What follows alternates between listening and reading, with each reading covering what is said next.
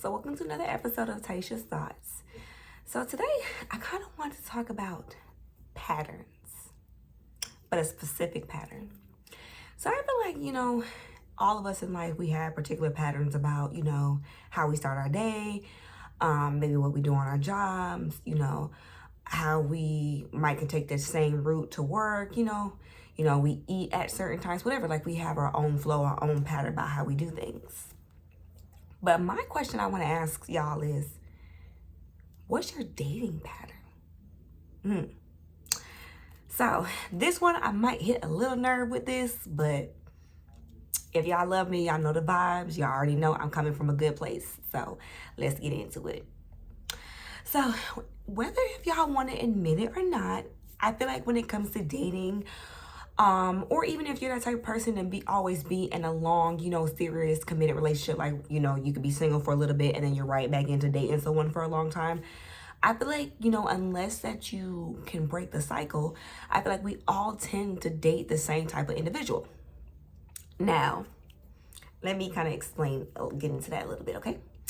So you ever heard the saying of, the players may change, but the game remain the same? Yeah. What that means is that we tend to attract the same men or women that we say that we don't want or we don't need. But once again, unless that you're able to identify that pattern and you're successfully able to break the cycle, it's not going to change. So you probably think to yourself, well, Taisha, what kind of cycles and stuff are you thinking about, or what are you talking about? Okay, cycle could be number one. You could be with someone who has an incredible talk game. Like they look good, they sound good on paper, but in real life, they don't be about nothing. They don't work.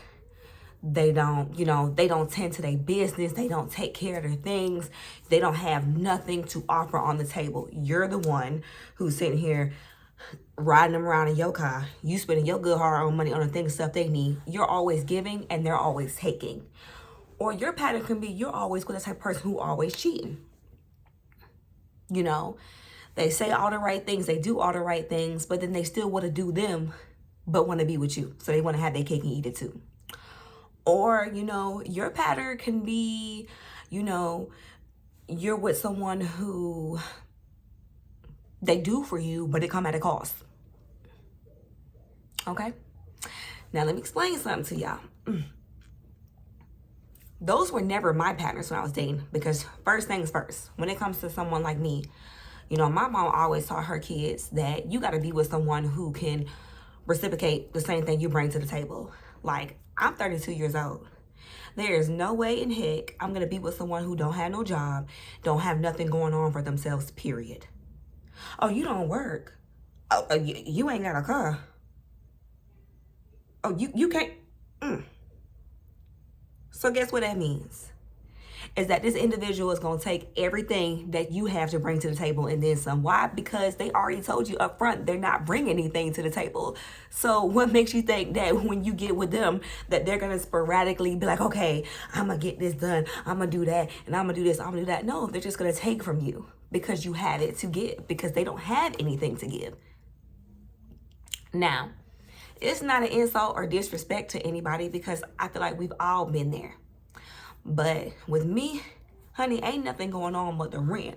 Like that song said, you got to have a J-O-B if you want to get with me. I can't do it. I cannot do it. I have one child to take care of, and that's my daughter. I'm not going to take care of a grown behind man. And the only circumstance that I would ever do that is if my significant other ended up, he putting in the work, he doing everything he need to do, and then he messed around and lost his job. That's the only way I ever ride that hard for a man. And I do understand that sometimes, people can have things going on in their life to where it's like, they may not have it, but it's a difference, because like I said, there are some people who have incredible talk game. They say all the right things, but they don't take no action behind the things that they do. And if you're the only one that's bringing something to the table and they're not bringing nothing, they're going to take everything that you're bringing to the table. And I can't do it. I cannot do it. But you probably like thinking like, well, Taisha, you sitting here telling me about who I shouldn't date, but what's going on with you? Like, what was your dating pattern? Well, I'm going to tell you how my dating pattern was. So my old dating pattern was I always dated someone who was disrespectful. You'd be like, oh, you would let somebody? Yes, I did. And I'm going to tell you. So it wasn't the fact that I was never with someone who couldn't do anything for me. But like I just said earlier, I didn't have a lot of boyfriends. On top of my head, I'm thinking about it right now on the camera. I've had 5 boyfriends and I'm 32. That's it. I know a lot of y'all probably thinking like, girl, you lying, but that's it. I've only had 5 boyfriends my whole life. And all of them always did for me. But like I said, it came at a price, especially the last one, which was disrespect. You know, I never had to come out of my wallet for anything. They always covered everything every time we went out. If I needed money for anything, they always broke bread. I always got around, you know, at the time when I didn't have a car, any of those things, I never had to worry about, you know, stuff like that. But when it came down to it, especially the last relationship that I was in, I'll shed a little bit of light on that. So like the last relationship that I was in, I know that he did love me, but every time he got mad at me, I was everything but my name. I was a bitch, hoe, slut, you know, you talk too effing much. Like, I was everything under the sun. And even though he knew I was not any of those things, but he would say that when he was mad and out of spite. And he knew it was hurtful. So what he would do, you know, in his way of saying I'm sorry, is that he would buy me things or take me out to eat. Like, everybody knows I like to eat. So I guess he probably figured, you know, let me take her ass out to eat. And then everything will be fine. But no, because this is the thing, is that one thing I can say about me is that I may forget a name, but I never forget a face. And I never forget disrespect. No matter how long ago it was, or no matter who it was by, I don't forget it.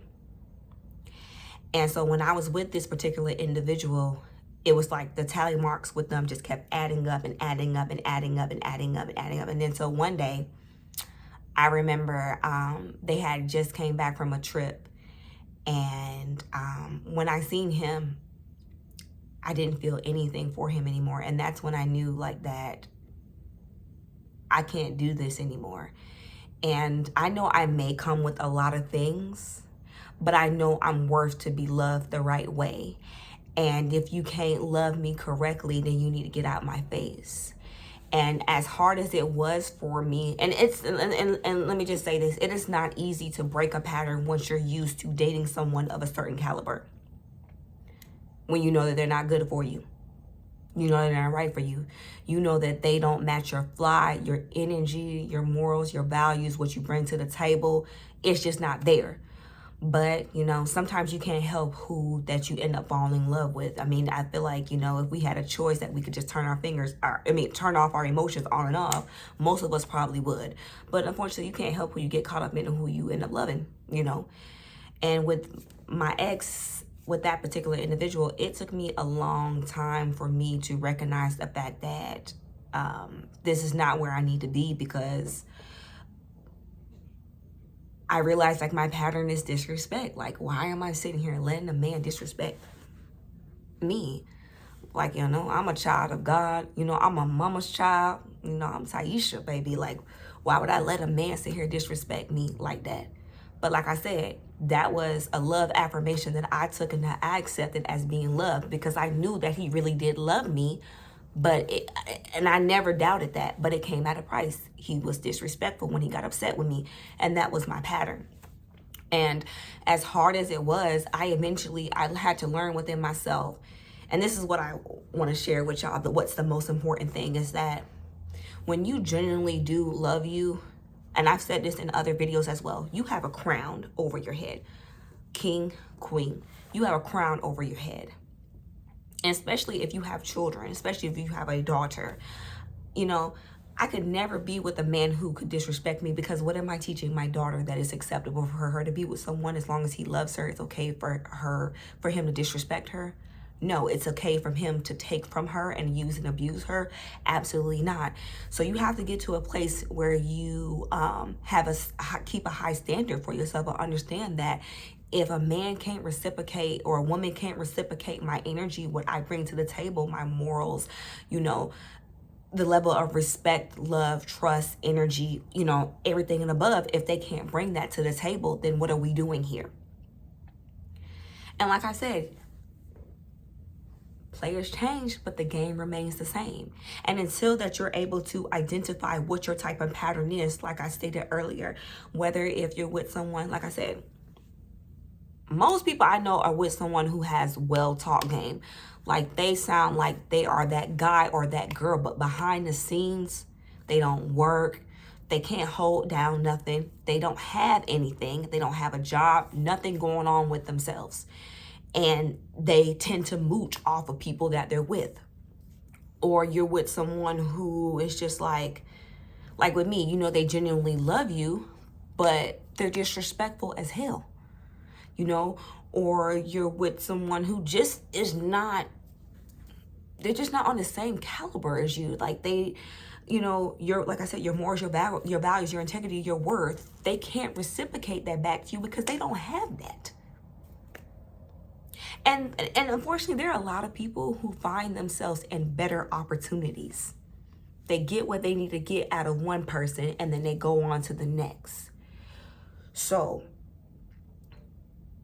what I can say is that you need to be with someone who matches you on all levels, no strings attached. And to understand that you're going to be with someone who is not perfect, because you're an imperfect person as well. But you have to learn how to be with someone who not only can reciprocate everything that you have and what you can bring to the table and who you are as a person and then some, but someone who is willing to grow.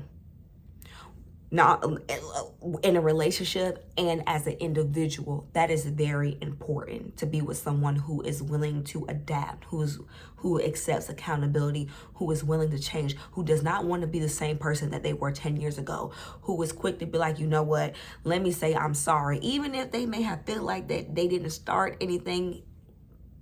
But you know what, I love you. I ain't trying to go to bed mad. I don't know what tomorrow may bring. And I don't want the last conversation me and you have is because me and you was going back and forth. So even if we got to stay up all night to figure it out, we going to figure it out. That's exactly what type of man or woman that you need to have. But if you're stuck in a certain pattern to where that you're accepting anything less than of what that you deserve, you're never going to get to that place. So Taisha's like, okay, you sounding good, but how am I supposed to break this pattern? By understanding you are a queen or you are a king. By truly loving you, by truly understanding that you're going to be with a man or a woman who is never going to want to hurt you. They want to elevate you because they want you to grow, because they love you. So they want to see you win. They would never take from you. If anything, all they want to do is just give to you and pour into you. That's the key thing. You want to be with someone who pours into you so much love and so much respect and with the utmost trust and loyalty and everything else. What you're pouring into them, they're pouring right back into you. That's how y'all level. That's how y'all grow with one another. But until that you're ready to accept the fact that, okay, maybe I do date people who are beneath me. And it's no disrespect saying that someone is lower than you, but you have to be with someone who can bring to the table the same things that you can, because if you're like I said, if you're the one that's doing it all and they're not doing anything, all they're gonna do is just take from you.